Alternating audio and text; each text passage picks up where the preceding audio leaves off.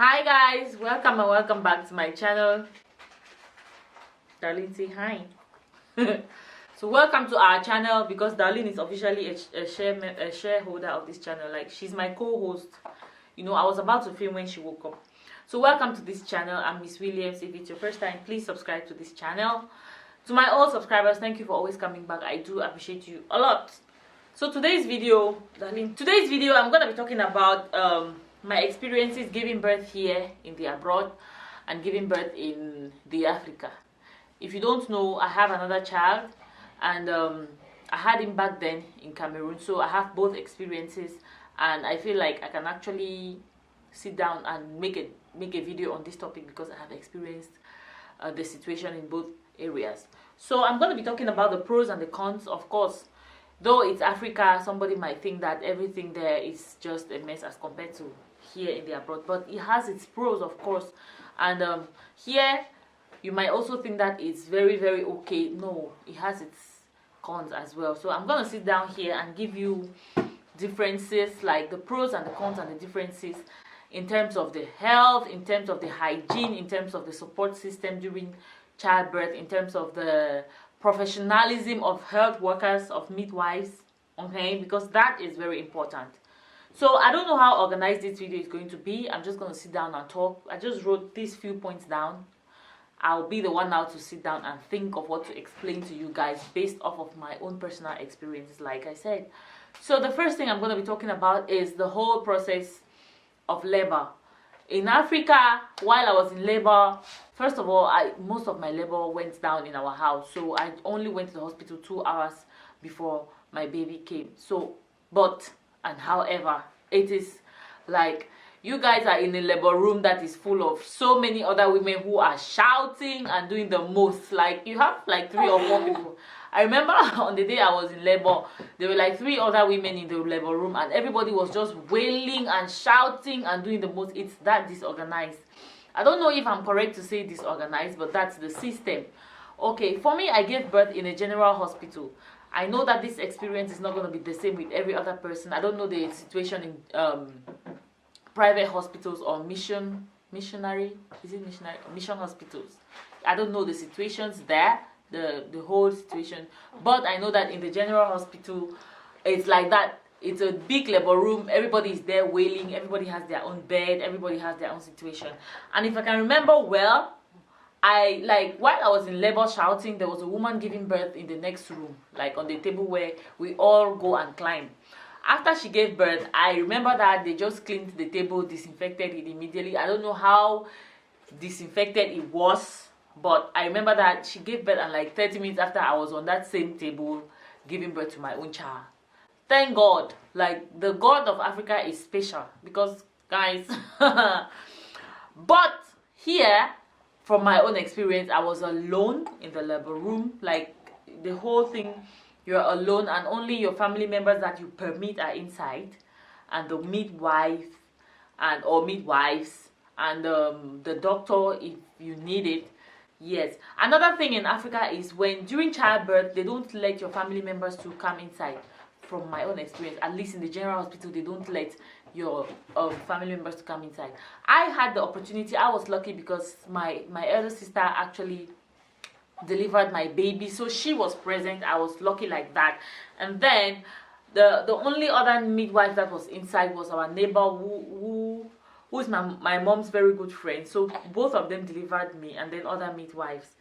But they did not even allow even my mother, not to talk of the baby's father, around. No, that is not allowed. Like, no family member is allowed except the family member is a medical person or personnel.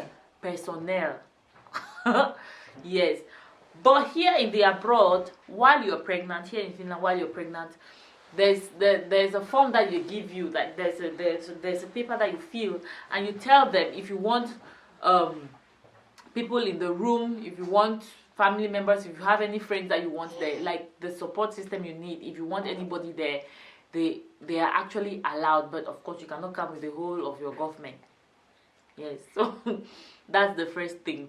The next point I'm going to talk about is professionalism, like professional ethics. Guys, you are gonna agree with me that nurses in Africa are rude. They are rude. They are so unethical that you can just, after giving birth, you can slap somebody when you remember how rude those women are. Like, that mommy, them, they don't get chill. If you shout, they'll just be like, why are you shouting? When you were taking in the baby, were you shouting like that? You know that it was going to be pain, blah blah blah. You know, if you just cry some type of way, they will tell you to sit quiet. They are so rude. You know, they don't even empathize with you like that. And they are all women. Ironically, they are all women. They don't empathize with you. They don't even see that you are in pain, and anything you do at that time is being controlled by the way you feel. Like, the nurses in Africa, in Cameroon, are rude.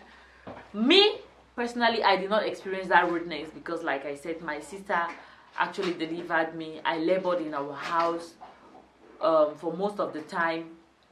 But even when I was in the labor room, I remember there was one point, at one point I jumped up off the bed. I started feeling like I wanted to poop. Mama, what is it? I jumped off the bed and I was shouting, oh, this shit go kill me, oh, this shit go kill me. And one woman just came out, go shit on that back, this shit not fit kill you, this shit not fit kill you. You know, things like that will not happen here. Here, these people, they work with you. Like, there's even something here known as a doula. Like, if you have money, you can pay for a support system, somebody that is there to massage you, to tell you that, okay, position yourself like this, do like this, don't do like this, so to relieve the pain, sit on the ball, don't do like. So it's really, here it's very professional. And here it's, you know, there's the law. People follow the law here. If I go to the hospital and I want to give birth to a child and you're rude to me, I have the right to sue you after. Even after the baby comes, the nurses that you meet after, the doctor, they always ask your experience. How was the overall experience? Was it good? Your personal nurse, like the nurse that was taking care of you before, like during your antenatals, you always come back to give feedback, like, was it good, was it bad? If you have a bad experience, you have the right to even sue. Okay, so here it's all very different. The next thing I'm going to talk about is epidural. Here, of course, you have, that's a pro. Here you have pain release, like anesthesia that you can actually take for the pain to reduce or even stop eventually, for the labor pain to go away. You only feel pain again when you have to push. So yes, for my second baby, I was like, oh hell yes, I'm taking an epidural because I have already experienced that pain fully. I am not in the mood to go through that pain anymore. Like, I was all in from the beginning. I was like, oh, let me see, I'll try. I was feeling, but then after a while I was like, no, I want the epidural, let me not come and die here. But in Cameroon, I don't know if they administer epidural in Cameroon, but from my own experience, I did not have any epidural. And I feel like even if they have epidural in Cameroon right now, it's gonna be very expensive. It's gonna be something that only the rich will be able to afford. Okay, yes, so that's another thing. You guys let me know if epidural is actually administered in Cameroon right now. I remember someone gave birth, and when the person, you know, when you have your baby, you come on Facebook and then you announce, and then the person was like, oh, I had my baby in Bingo Annex. I remember very well. She wrote a long story, and she was like, they gave me epidural, blah blah blah blah, and she specifically said that she had her baby in Bingo Annex. Bingo Annex is a hospital in Mutengene in Cameroon. So maybe they have started, I can't say. So that's another pro here in the abroad. The next thing that I'm going to talk about is your support system now after the baby. In Cameroon, guys, the support system there is tight. Like, you have so much support, you have so much attention. Like, they attend to you, you know, you have family members that come around. You can give, when I gave birth to my baby back then, I did not touch that baby to bathe him for the first month.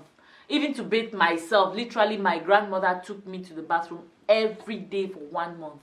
She literally bathed me like a child every day. There were neighbors that came every morning to bathe the child. My elder sister was there, my mom was there, my grandmother was there. In fact, everybody is there to carry the baby. I don't think, I cannot remember any sleepless night that I had because the baby was crying too much and I could not sleep. If at all I could not sleep because the baby was crying, it's just because as a mom, you cannot just go and sleep if your baby is crying. It's not because there was no one to help you.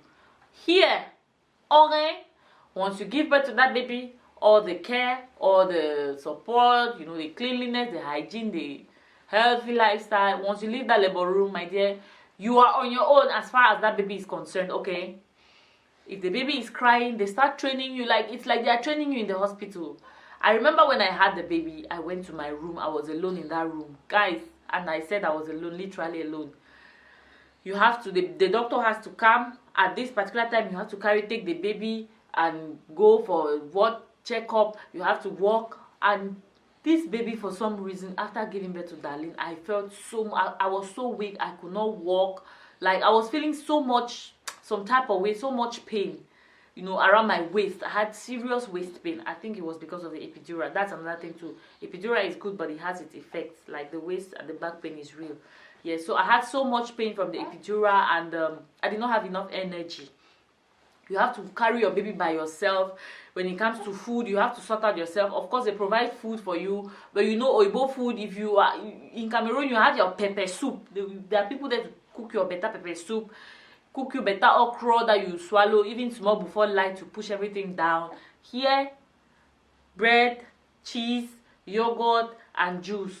Bread, cheese, yogurt, and juice. Like, that was what I ate, and I spent just 24 hours in the hospital. That was all I ate throughout that period, except for the fact that I had food in the house that I sent for someone to bring for me. But apart from that, nothing. Bread, cheese, maybe sausage, and juice. That's all. Nothing more. When they come, they ring the bell. They put the food there, they ring the bell. When they ring the bell, you go out and you take your food yourself. No one is there to help you. It's that deep after having a baby. Like, after pushing out a full human being out of your body, it's that difficult here. So when it comes to that one, when I even thought, you know, while I was pregnant, when I sat down and I thought about the fact that I had to give birth here alone and I will not have the help that I had with my first child, I was like frustrated.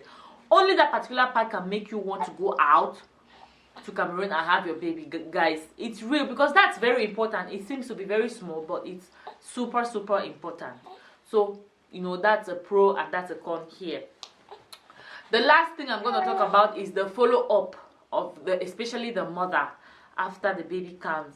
Guys, when I gave birth, after the baby came and I left the hospital in Cameroon, like, there was nothing like doctor's checkup, postpartum checkup, checking on you if you're depressed and all those things. No. The only other time I went back to the hospital because I gave birth naturally. Excuse me. I gave birth naturally, so everything was actually fine down there. I didn't have any stitches and all that. I bled normally. But even that, I don't remember anybody telling me that, oh, you come for 6 weeks for your 6 weeks postpartum checkup. No, I don't remember anything like that.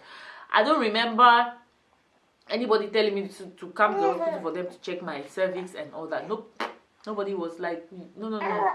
But for the baby, of course, there were the vaccines that I followed up with, and I think the baby, was there any checkup for the baby? I can't really remember, but I remember quite well the vaccines and all that.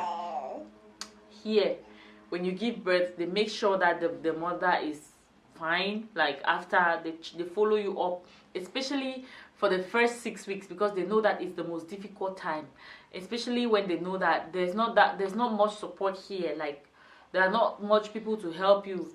For me, they knew that I'm a single mom, so of course I needed so much support. So for that 6 weeks period, they check on your mental situation, your mental health, how you are faring physically, whether you are healed completely physically and psychologically, if you're still traumatized from the experience and all that. So they really do follow you up. Not to even talk for, as for the baby, they follow the baby up for like the next 5 years, because Darlene she had back-to-back appointments for various reasons, like back-to-back. I remember I left the house just 9 days after giving birth to this child. I was still feeling so much pain around my waist area. I could not even walk well, but I had to walk long distances under cold, you know, just to meet up with appointments for the baby. So you have back-to-back appointments for different reasons, only to make sure that the child is fine physically, the child is fine mentally, and all that, like health-wise, even with the administrative things. So they follow you up and all. So yes, Darlene is already becoming very restless. I don't know what's happening. Okay, she's talking. So guys, that's all I have for this video today. These are the few points that I can remember. If I am wrong in any of these things, or if you've had the same experiences, especially in Cameroon, please let me know. If things have changed, let me know in the comment section below. If you've had similar experiences, you also let me know. So we have come to the end of the video, darling. Say bye to everyone. Before I go, stay pretty, stay slaying, always smile. See you in my next video, and bye guys. Say bye, mama. Bye. She's watching one funny program on TV.